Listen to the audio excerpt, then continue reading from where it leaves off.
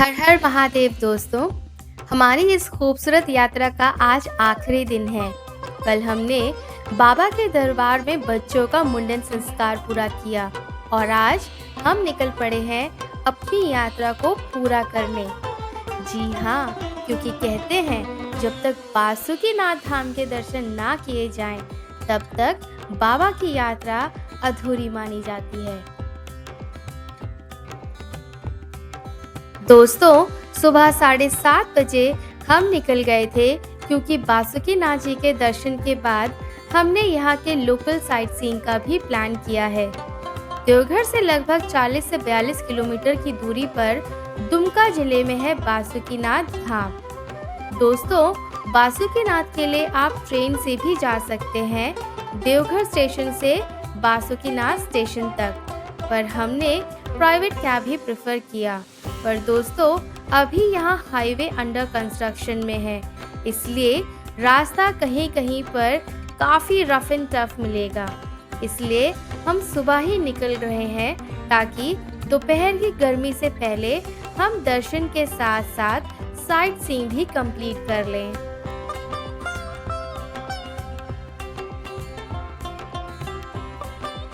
दोस्तों, मेरा ननिहाल झारखंड में है। ऐसे में ये रास्ता मुझे मेरे नानी के गांव के रास्ते की याद दिला रहा था। पथरीले पहाड़, दूर दूर तक खेत खलियान, खजूर के पेड़ और बांस के बिट्टे। मेरे नानी के हाथों में तो जादू था दोस्तों। वो खजूर के पत्तों से बहुत तरह की चीज़ें बना लेती थी, जैसे चटाई, टोकरी और बांस के घरों की छत से लेकर खेतों और सड़क किनारे बाड़ बनते थे। आज ये सब रास्ते में देख पुराने दिन की याद आ गई और साथ ही नानी के साथ बिताए हुए खूबसूरत पल।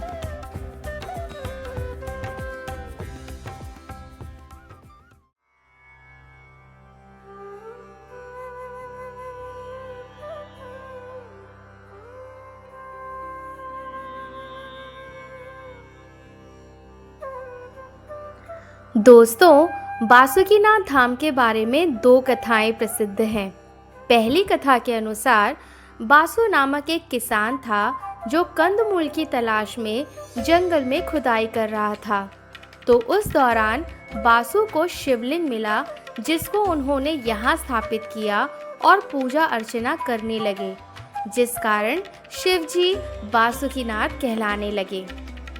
और दूसरी कथा के अनुसार जो सबसे प्रसिद्ध है वो समुद्र मंथन से जुड़ी है। पौराणिक मान्यताओं के अनुसार देवताओं और असुरों ने मिलकर समुद्र मंथन के लिए नागराज वासुकी को माध्यम बनाया, जिसके कारण उन्हें बहुत कष्ट और पीड़ा हुई।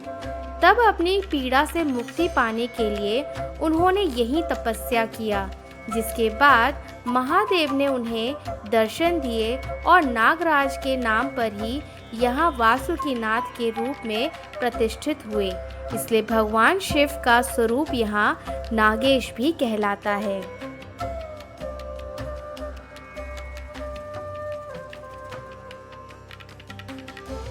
दोस्तों, मान्यता है कि देवघर में बाबा बैद्यनाथ दीवानी मुकदमों की सुनवाई करते हैं और बासुकीनाथ में शिवजी फौजदारी फरियाद सुनते हैं और निराकरण भी करते हैं।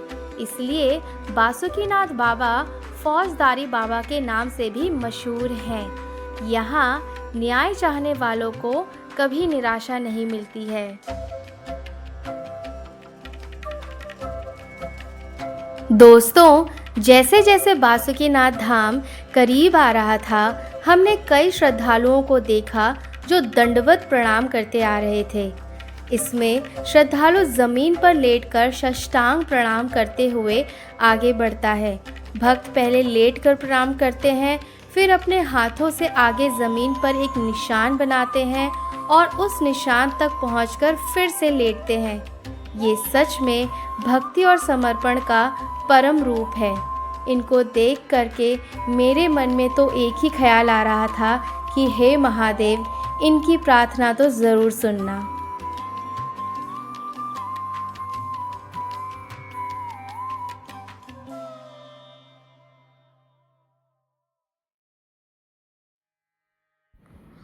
तो दोस्तों, नज़ारों का लुत्फ़ लेते हुए हम बासुकीनाथ धाम 1.5 घंटे में पहुंच गए थे।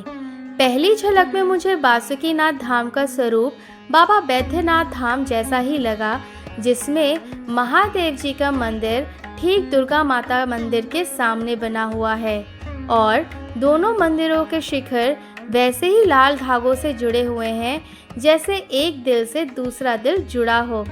साथ ही चारों ओर अलग-अलग देवी देवताओं के मंदिर भी हैं।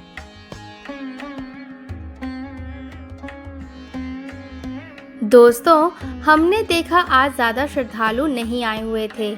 ऐसे में हमने शीघ्र दर्शन टोकन नहीं लिया, पर हमने यहाँ भी पंडा जी से कनेक्ट किया। उन्होंने हमें सबसे पहले संकल्प कराया और फिर बासुकीनाथ जी के दर्शन कराए और फिर दुर्गा माता के, जिसमें हमें लगभग 15 मिनट लगे। हरि ओम हरि ओम हरि ओम हरि ओम हरि ओम तत्सत तत्सत तत्सत तत्सत नमः नमः अद्य अद्य ब्रह्मणोनि द्वितीय प्रारार्धे श्री श्वेत वाराह कल्पे आर्यावर्ते देशांतर्गते देशे कलियुगे कली प्रथम चरणे मासाना नासे उत्तम मासे अरुण मासे शुभे शुक्ल पक्षे त्रिदशाय पुण्यस्थितो नाम ले ले गोत्र ले ले वरुण सिंह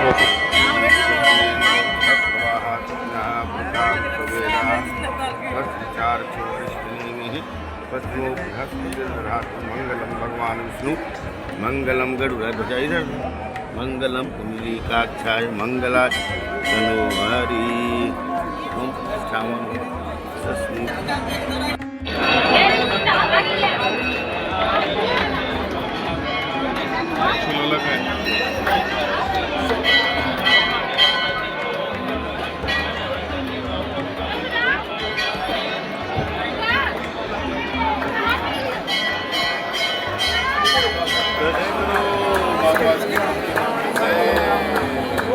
ऐसे नहीं ऐसे से करते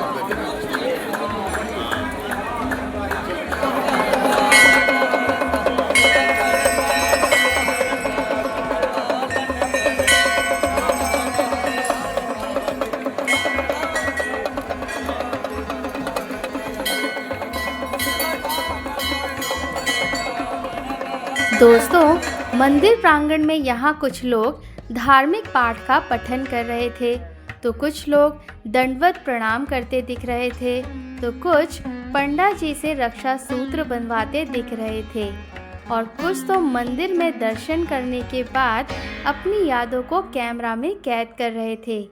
ये सब देखकर मेरे मन को खुशी मिल रही थी और शांति कि अब ये यात्रा हमारी पूरी हुई। दोस्तों, मेरे बच्चों ने बड़े से बड़े मंदिर जैसे तिरुपति बालाजी में भी बहुत कुछ देखा, समझा, तो देवघर में श्रद्धालुओं की अनगिनत भीड़ में भी दर्शन करने का एक्सपीरियंस किया। मैं ये नहीं किसी को प्रमोट करूँगी कि भीड़ में बच्चों को लेकर आएँ, पर जब भी आएँ सतर्क रहें ताकि आपके साथ बच्चे सफ़र को एंजॉय करें और एक अच्छी यादें बनाएं।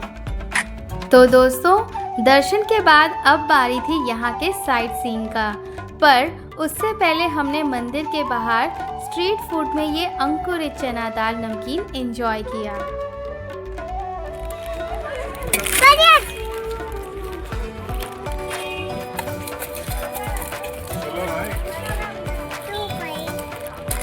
तो दोस्तों, अब बारी थी बासुकीनाथ धाम से विदाई लेने की और आगे साइट सीइंग करने की, पर क्योंकि साइट सीइंग के बीच में हमें खाने पीने का टाइम शायद ना मिले, इसलिए हमने डिसाइड किया कि हम ब्रंच कम लंच साथ ही कर लेते हैं। तो हमारे ड्राइवर भैया हमें यहाँ के फेमस पेड़ा मार्केट में ले गए, जहाँ पर है सुखाड़ी मंडल पेड़ा भंडार, जो कि काफ़ी पॉपुलर है और उनका खुद का रेस्टोरेंट भी है। तो हमने सोचा पेड़े लेने के साथ साथ हम यहाँ खाना भी खा लेंगे।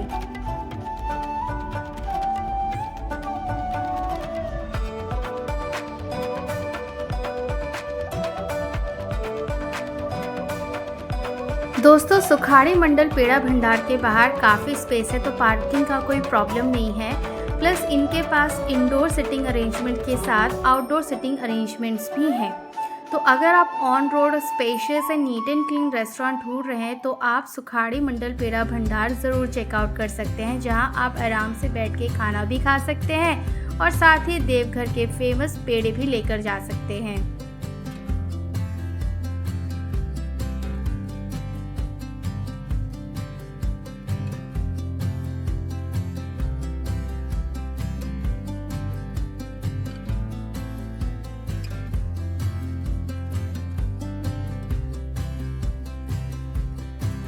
दोस्तों, यहाँ का खाना ओके ओके था, बहुत ज़्यादा स्पाइसी नहीं था and yes, neat and clean serve किया गया था, तो ये बहुत अच्छी बात थी।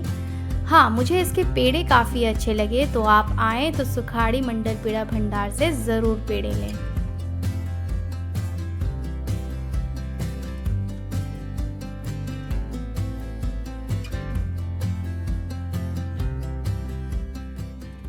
तो दोस्तों, अब बारी थी साइट सीइंग करने की, जिसके लिए हम सबसे पहले गए त्रिकुट पर्वत की ओर, जो कि पौराणिक और ऐतिहासिक स्थल है। पौराणिक कथाओं के अनुसार यहाँ रावण ने शिव जी को प्रसन्न करने के लिए तपस्या की थी। दोस्तों, इस पर्वत में 3 प्रमुख चोटियाँ हैं, जो त्रिदेव ब्रह्मा, विष्णु और महेश के प्रतीक हैं। साथ ही यहाँ 2 छोटे पर्वत हैं, जो गणेश और कार्तिक के प्रतीक हैं। गणेश पर्वत को तो आप देखते ही पहचान लेंगे, क्योंकि उनके चेहरे की आकृति आप इस पहाड़ पर देख सकते हैं।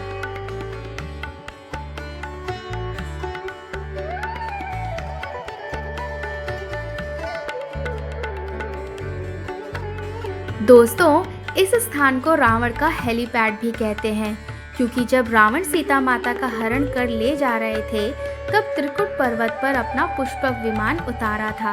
साथ ही मान्यता है कि यहाँ पर जटायु और रावण के बीच युद्ध हुआ था। तो दोस्तों, रामायण से जुड़ी इतनी पौराणिक कथाओं के बाद ये जगह एक्सपीरियंस करने लायक तो ज़रूर है, जिसके लिए यहाँ पर्वत पर जाने के लिए रोपवे भी था। पर 10 अप्रैल 2022 में चलती रोपवे का शाफ्ट टूट गया, जिसके कारण 26 ट्रॉलियां हवा में 72 घंटे तक लटक गई थीं, 70 सैलानियों के साथ। घटना के बाद 26 लोगों को सुरक्षित उतार भी लिया गया था, पर वहीं 44 यात्री 2 से 3 दिनों तक हवा में झूलते रह गए थे। मुझे याद है, इस न्यूज़ को हम टीवी पर लाइव देख रहे थे, जब हमारे एयरफोर्स के हेलीकॉप्टर्स हवा में झूल रहे यात्रियों को रेस्क्यू कर रहे थे, तो उस दौरान 3 यात्रियों की मौत नीचे गिर जाने से हो गई थी। ऐसे दुखद हादसे के बाद अब तक ये रोपवे फिर से शुरू नहीं हुआ है, जिसके कारण अब यहाँ सैलानियों का आना ना के बराबर है, क्योंकि शायद बैचलर्स एक बार फिर भी ट्रैकिंग करके ऊपर चले जाएं, पर हम जैसे फैमिली वाले बच्चों और बुजुर्ग के साथ शायद ना जा पाएं।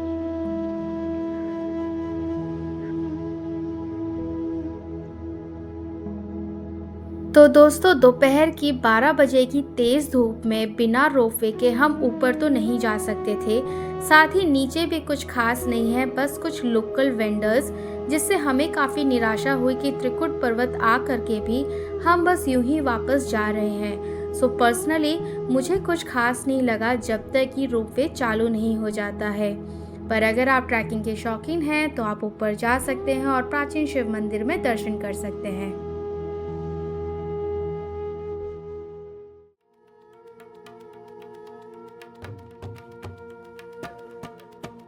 तो दोस्तों, त्रिकुट पर्वत के बाद हम हमारे दूसरे साइट सीइंग तपोवन की तरफ बढ़ चले, जो कि हमारे ड्राइवर भैया ने बता दिया था कि वहाँ पर भी ट्रैकिंग करना पड़ेगा।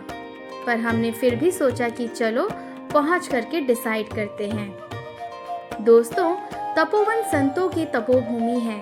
माना जाता है कि यहाँ के प्राकृतिक गुफाओं में ऋषि वाल्मीकि और रावण ने भी तपस्या की थी। यहाँ तपोवन पहाड़ी की चोटी पर प्राचीन तपोनाथ महादेव मंदिर भी है।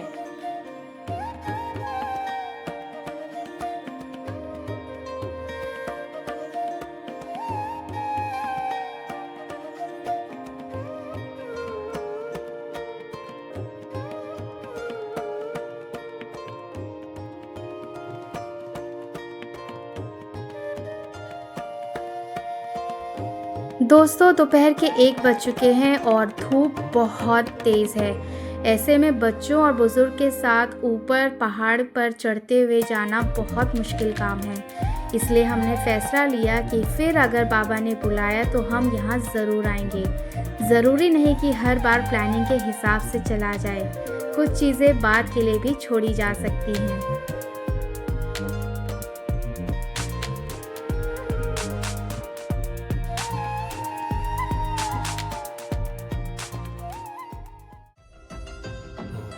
दोस्तों अब बारी थी हमारे आखिरी साइट सीन की, यानी कि नौलखा मंदिर, जो कि सिर्फ 10 मिनट की दूरी पर है तपोवन से और लगभग 1.5 किलोमीटर की दूरी पर है बाबा बैद्यनाथ मंदिर से। दोस्तों ये मंदिर राधा कृष्ण को समर्पित है। 1940 में इसे कलकत्ता की रानी चारुशिला ने उस वक्त 9 लाख रुपए में बनवाया था, इसलिए इस मंदिर को नौलखा मंदिर कहा जाता है। 86 साल पुराना ये मंदिर बाहर से सच में मुझे तो बहुत सुंदर लगा एंड आई एम श्योर अंदर से भी ये उतना ही आकर्षक होगा। सो आई होप इसे भी हम नेक्स्ट टाइम ही एक्सप्लोर करेंगे, क्योंकि मंदिर हम 1:30 बजे पहुंचे थे दोस्तों, और ये मंदिर 1 से 2 बजे दोपहर बंद रहता है। तो अभी के लिए हम बाहर से ही कहते हैं जय श्री राधे कृष्णा।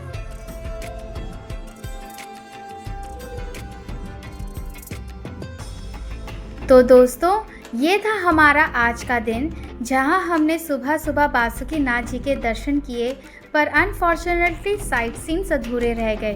पर कोई बात नहीं, जो होता है अच्छे के लिए होता है। हम नेक्स्ट टाइम ज़रूर एक्सप्लोर करेंगे। तो दोस्तों दोपहर 1:30 बजे हम अपने होटल पहुंच गए थे। फिर हमने थोड़ा रेस्ट किया और रात को डिनर करने के बाद हम ठीक 8 बजे जसडी स्टेशन पहुंच गए थे अपनी रिटर्न जर्नी के लिए।